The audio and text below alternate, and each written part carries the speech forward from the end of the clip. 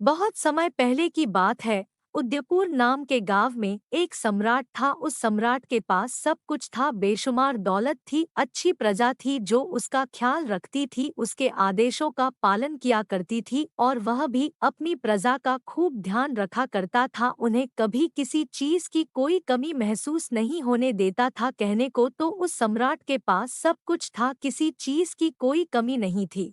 लेकिन उसका मन कभी किसी एक काम पर नहीं टिक पाता था। वह जब भी किसी भी चीज को करने का प्रयास करता तो उसका ध्यान कहीं भटक जाता। इस चीज को लेकर वह बहुत चिंतित रहता था। कई बार वह अपने बगल के राज्य के राजाओं से भी मिला था और सभी ने उसे अलग अलग राय दी थी। सभी ने उसे अलग अलग तरीके बताए थे। जो भी तरीके उस सम्राट ने सुने थे उन तरीकों को अपने जीवन में उतारा, लेकिन उन उपायों से उसे कोई लाभ न मिला, जिसके कारण वह हमेशा चिंतित रहता, परेशान रहता। कई बार तो रातों को उसे नींद भी नहीं आती और वह केवल करवटें बदलता रहता। एक दिन सम्राट के कानों तक एक बात पहुंची कि उसके राज्य में एक ऐसा असाधारण व्यक्ति है जिसके शब्द अनमोल है, जिसके एक शब्द में जीवन का रहस्य छुपा है, जीवन का सत्य छुपा है।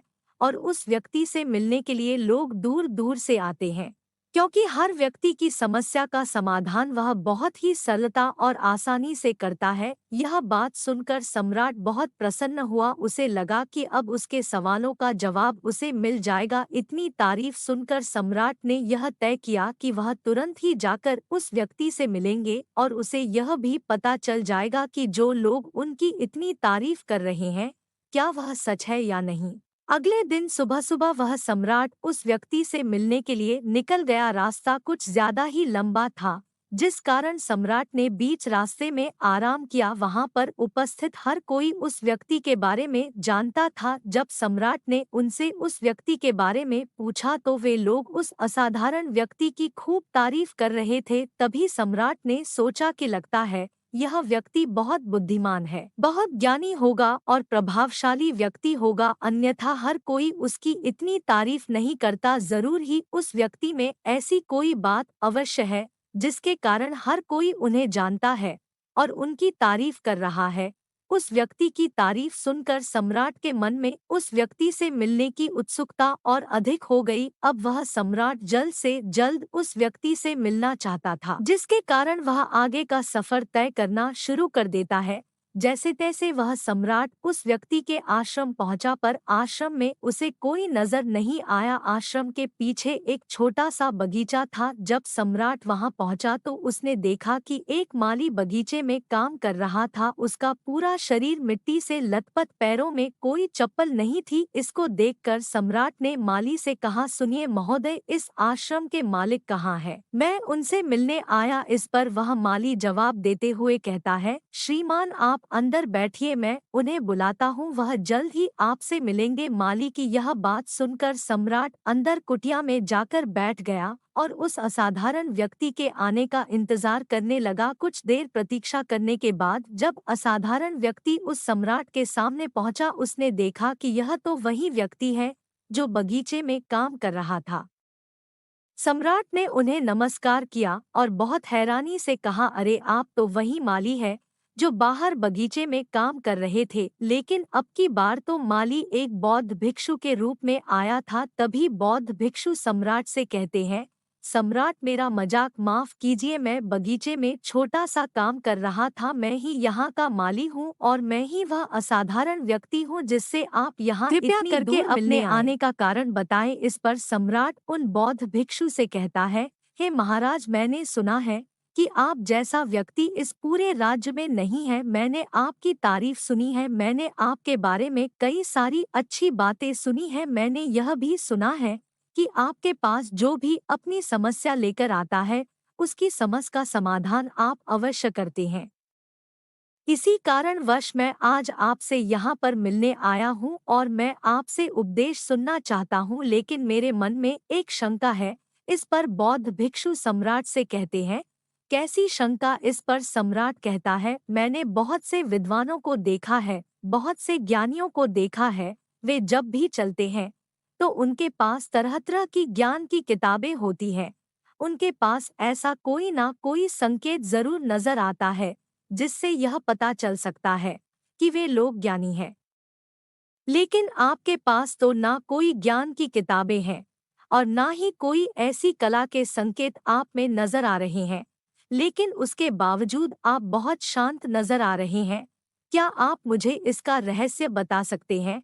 इस पर बौद्ध भिक्षु मुस्कुराने लगे और सम्राट से कहते हैं, मेरा ज्ञान तो इस संस्कार में प्रकृति के रूप में हर जगह है। मैं अपना ज्ञान जीवन की सरल और साधारण वस्तुओं से। पर महाराज, आप यहाँ किस समस्या को लेकर परेशान हैं? कृपया आप मुझे आपके यहाँ आने का कारण समझाएं। इस पर सम्राट कहते हैं, गुरुवर, मेरे यहाँ आने का कारण यह है कि मैं किसी भी काम को लेकर लंबे समय तक उसी कार्य पर अपना ध्यान नहीं लगा पाता। मैं कुछ ही देर में उस कार्य से भटक जाता हूँ। कृपया कर मुझे अपने इस समस्या का समाधान बताएं। मैं इस बात से काफी चिंतित हूँ। बौद्ध भिक्षु ने सम्राट की चिंता को समझकर कहा, महाराज, आपकी समस्या मुझे समझ आ गई है। आप जिस कार्य पर ध्यान नहीं लगा पा रहे उसके लिए मैं आपको एक उपाय बता सकता हूँ, लेकिन आज आपको देर हो चुकी है। आप मुझे कल सुबह मिलिए। कल सुबह का समय ठीक रहेगा। कल सुबह जब आप मुझसे मिलेंगे तो मैं आपके सभी सवालों का जवाब आपको दे दूंगा। यह कहकर बौद्ध भिक्षु वापस अपने बगीचे में लौट गए और वह सम्राट भी वापस अपने महल लौट गया। लेकिन सम्राट को रात भर नींद नहीं आए। वह बस यही सोच में लगा था कि आखिर बौद्ध भिक्षु मुझे क्या बताने वाले हैं। वह तो मुझे एक साधारण से माली नजर आ रहे हैं, लेकिन जिस तरह से उनका मन शांत था, जिस तरह से वह शांत नजर आ रहे थे, यह बहुत बात आश्चर्य करने वाली बात है। रात भर सम्राट इन्हीं ख्यालों में खोया रहा। अगले दिन सुबह सूरज निकलने से ठीक पहले सम्राट उस आश्रम पर वापस पहुंचा। वहां पर बौद्ध भिक्षु पहले से ही उपस्थित थे। जैसे ही सम्राट वहां पहुंचा, उन बौद्ध भिक्षु ने एक पानी का छोटा सा जग उस सम्राट के हाथ में थमाते हुए कहते हैं, इसे लीजिए और पौधों पर धीरे धीरे पानी डालिए। और ऐसा करते करते यह आपके सामने पूरे 15 पौधे हैं। इन सभी पर आपको इसी प्रकार पानी डालते चले जाना है। लेकिन जब आप इस क्रिया को कर रहे होंगे तो उस वक्त मेरी एक बात का अवश्य ध्यान रखिएगा कि आपको इस दौरान कुछ और नहीं करना है, ना कुछ सोचना है और ना ही कहीं आपका ध्यान भटकना चाहिए। आप जब इन पौधों को पानी दे रहे होंगे तो आपका पूरा ध्यान केवल इन पौधों पर ही होना चाहिए। यदि इस बीच आपके मन में कोई विचार आए तो वहीं पर रुक जाइएगा और फिर दोबारा से पहले पौधे से पानी डाल। और जब आप मेरी बात मानकर ठीक इसी प्रकार इन सभी 15 पौधों को पानी दे देंगे, तब आप मेरे पास आइएगा और मैं आपके सभी सवालों का जवाब आपको दे दूंगा। उस सम्राट ने आज तक ऐसा कोई काम नहीं किया था और सम्राट को यह काम बहुत छोटा सा लग रहा था। सम्राट पहली बार ऐसा कोई काम करने जा रहा था। उस पानी के जग से पहले पौधे पर बहुत ही ध्यान पूर्वक पानी दिया और फिर दूसरे पौधे की ओर आगे गया। दूसरे पौधे पर भी उसने ध्यानपूर्वक पानी दिया। फिर उसने तीसरे पौधे पर पानी देना शुरू किया ही था कि उसके मन में तरह तरह के विचार उत्पन्न होने लगे। उसे अपने महल का बगीचा याद आने लगा, जहाँ पर तरह तरह के फूल थे, तरह तरह के पौधे लगे हुए थे। तभी अचानक उस सम्राट को उन बौद्ध भिक्षु की बात याद आ गई। यदि मन में कोई भी विचार उत्पन्न हो तो उसे फिर से पहले पौधे से पानी देना शुरू करना होगा। तुरंत ही पहले पौधे के पास वापस पहुंचा और उसने फिर से पहले पौधे को पानी दिया। दूसरे पौधे को उसने फिर से ध्यानपूर्वक पानी दिया। जैसे ही वह तीसरे पौधे पर पहुंचा, उसके मन में फिर से कई तरह के विचार उत्पन्न होने। अब की बार यह सोच रहा था, पता नहीं मेरे बिना मेरे साम्राज्य में क्या हो रहा होगा। और अब की बार सम्राट को बहुत क्रोध आने लगा। उसने सोचा कि आखिर में यह छोटा सा कार्य वह क्यों नहीं कर पा रहा हूँ। पहले पौधे के पास पहुंचा। उसने अब की बार बहुत ध्यानपूर्वक पहले पौधे को पानी दिया, दूसरे पौधे को भी ध्यानपूर्वक पानी दिया। ऐसे करते करते अब की बार सम्राट करीबन 5 पौधों में बहुत ही ध्यान पानी दे चुका था। लेकिन अब की बार जैसे ही उसने छठे पौधे पर पानी देना शुरू किया, उस पानी को देखकर सम्राट के मन में नदी के विचार उत्पन्न होने लगे और सम्राट अब बहुत परेशान हो चुका था। जितनी बार वह पौधों को पानी देने का प्रयास करता है, हर बार वह असफल हो जाता, उसका मन उतना ही ज्यादा व्याकुल होता जाता और वह क्रोधित हो जाता है। सम्राट यह बात बहुत अच्छी तरह से जानता था कि वह भिक्षु उसकी परीक्षा ले रहे हैं। वह बहुत बुद्धिमान था, इस कारण उसने उन बौद्ध भिक्षु के सभी नियमों का पालन करना जरूरी समझा। सम्राट जितनी बार भी कोशिश करता है, हर बार वह असफल हो जाता, उसका मन उतना ही ज्यादा व्याकुल होता जाता है, हमेशा खुद को किसी न किसी विचार में उलझा हुआ पाता। ऐसे ही करते करते सुबह से शाम का वक्त हो चुका था, लेकिन अब तक वह सम्राट पूरे 15 पौधों में पानी नहीं दे पाया था। जब बौद्ध भिक्षु लौटकर शाम को वापस आश्रम लौटे तो उन्होंने देखा कि वह सम्राट थक हार कर बैठा हुआ है और तरह तरह की बातों में उलझा हुआ है। तभी बौद्ध भिक्षु सम्राट के पास पहुंचे और कहने लगे, हे सम्राट, मैं तुम्हारी ईमानदारी से बहुत खुश हूँ। तुमने अपने कार्य को पूरे मन और लगन के साथ करने का पूरा प्रयास किया, इसलिए जो बात मैं तुम्हें बताने जा रहा हूँ उसे बहुत ही ध्यानपूर्वक सुनना और समझने का प्रयास करना। जब हमारा मन विचारों से खाली हो जाता है, तब उसमें मन का असली स्वरूप नजर आता है। तब साधारण से साधारण सा काम भी हमें ज्ञान और शांति देता है। इस पर सम्राट उन बौद्ध भिक्षु से कहता है, हे महाराज, पर यह कैसे संभव है? मैं तो जब भी कोई कार्य करता हूँ तो मन में कई तरह के विचार उत्पन्न होते हैं और मैं उन विचारों में फंस कर रह जाता हूँ और वहाँ से बाहर निकलने का कोई रास्ता मुझे नजर नहीं आता। तभी बौद्ध भिक्षु मुस्कुराने लगे और सम्राट से कहते हैं, हे सम्राट, तुम पौधों में पानी नहीं डाल रहे थे, तुम तो जल्दी जल्दी अपने इस कार्य को बस खत्म करना चाहते थे। तुम्हारे मन में तो यह विचार उत्पन्न हो रहा था कि तुम जल्दी से जल्दी इन 15 पौधों में पानी दे दो और तुम मुझसे मिल सको, मुझसे अपने प्रश्नों का उत्तर जान सको। किसी कारणवश यह कार्य तुम्हें बोझ सा प्रतीत हो रहा था, मानो मैंने तुम्हारे कंधों पर एक बोझ रख दिया हो, और यही कारण है कि तुम अपने आप को इस पल में रोक नहीं पाए। जब हमारे सामने रखा हुआ कार्य बोझ लगता है तो हम उसे बस जैसे तैसे खत्म करना चाहते हैं, और उस काम को करते समय हम अपना पूरा ध्यान उस कार्य पर नहीं दे पाते। किंतु अगर तुम इस पल के महत्व को समझ पाते, इसके महत्व को महत्व दे पाते और केवल पौधों और पानी पर ध्यान देते, तो तुम्हें कोई भी विचार परेशान नहीं कर पाते। इस पर सम्राट कहता है, हे महाराज, मुझे आपकी यह बात समझ में आ रही है कि मैं जल्दी जल्दी इस कार्य को खत्म करके आपसे मिलना चाहता था, जिस कारण मेरा मन इस कार्य में पूरी तरह से नहीं लग सका। लेकिन यह एक पल है जो हम जी रहे हैं, उस पल में रहना बहुत कठिन है। क्या मुझे इसके लिए कोई तपस्या या तप करना होगा? इस पर बौद्ध भिक्षु एक बार फिर मुस्कुराने लगे और सम्राट से कहते हैं, जिस शांत मन की तलाश तुम कर रहे हो वह शांत मन तो पहले से ही मौजूद है, वह तो पहले से ही तुम्हारे भीतर है। इसके लिए तुम्हें कहीं भी जाने की कोई आवश्यकता नहीं है और ना ही तुम्हें कहीं शांत जगह जाने की आवश्यकता है।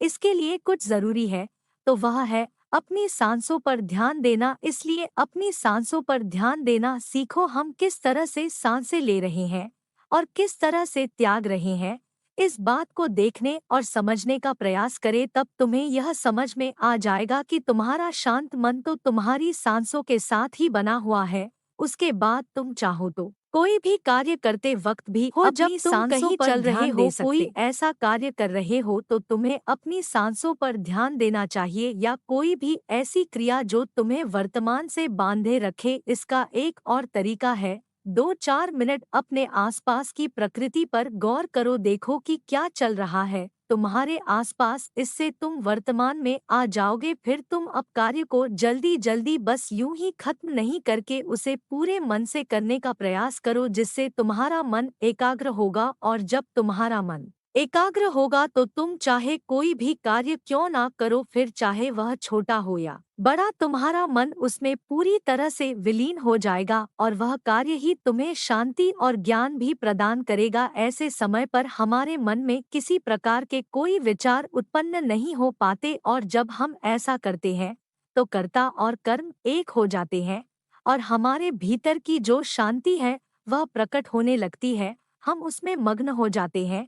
इसे तुम चाहे तो आनंद कह सकते हो या फिर वर्तमान में जीना कह सकते हो, और यह अवस्था सरलता से प्राप्त भी कर सकते हो। बस तुम्हें केवल अभ्यास करना होगा। बौद्ध भिक्षु सम्राट से कहते हैं, जो मन मुश्किलों में शांत रहता है, मुश्किलों से भागता नहीं है, केवल सचेत रहता है, वह मन हर परेशानी को पार कर सकता है, हर दुविधा से बाहर निकल सकता है। सम्राट को उन बौद्ध भिक्षु की यह सारी बातें समझ में आ चुकी थी। उसने उन बौद्ध भिक्षु को प्रणाम किया और वहां से वापस वह अपने राजमहल लौट आया। उसने अपनी सांसों पर ध्यान देना शुरू किया और धीरे धीरे इस निरंतर अभ्यास के कारण वह अपने हर कार्य को ध्यान और मन लगाकर किया करता था, जिससे उसे असीम शांति मिलती थी और वह छोटे छोटे कार्यों से भी ज्ञान प्राप्त कर लेता था। इसलिए दोस्तों, कभी किसी कार्य को बोझ मानकर मत कीजिए, क्योंकि यदि आप उसे बोझ मानेंगे तो जल्दी उसे आप अपने ऊपर से उतारने का प्रयास करेंगे, अर्थात उसे जल्दी खत्म करने का प्रयास करेंगे। लेकिन इस प्रयास के दौरान आप जो भी कार्य करेंगे वह पूरे मन और लगन से नहीं हो पाएगा, और ऐसे में आप उस कार्य को जो अंजाम देना चाहते हैं,